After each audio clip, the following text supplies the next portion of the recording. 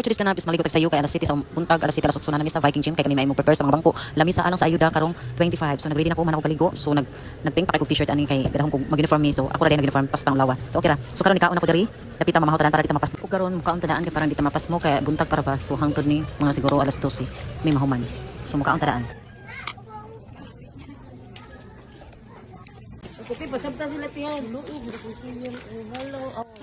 tiring dapita is mag-prepare na mi sa bangko dito sa gym. So mga leader.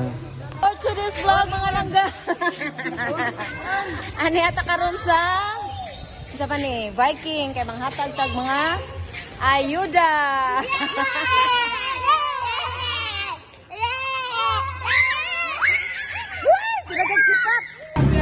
Tiring kapita is ni Atomic Barangay kaya nga mong request nga lamisa o bangko is wala paghatod. So giadto na mo mga 9 kapina.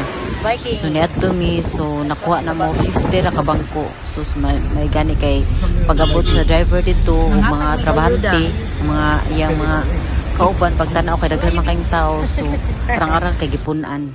So mao na yung beneficiary sa mga coastal area urban poor nga maka-benefit sa 600 ka tawo nga mga ayuda gikan sa sama-sama. Sa tabang, isip pa, kabahin sa among humanitarian response, So mga biktima din sa sa miyaging bagyong dito. Para kini sa among partner na mga CSO, usan ni ang United Fisher Folk Urban Poor na Alaska. So, itong nagkatag sa kahuwa, Napa, Bundodon, Bundod Seaside, o si Dagat sa Nagas, ang metro ni United, mauang kasama-sama ang concerned.org kung namoy gustong ipabot.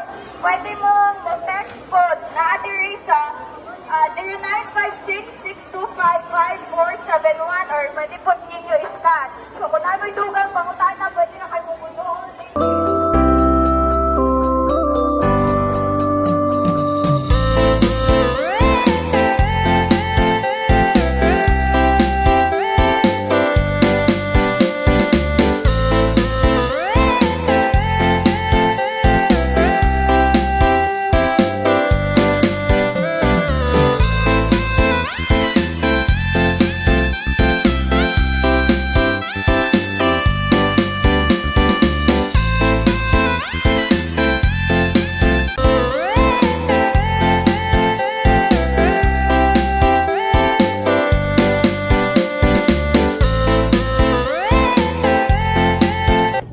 Siya ang ayuda nga nadawat na magikan sa sponsor sa GPRN. So man siya sabon. Man siya ibuwan.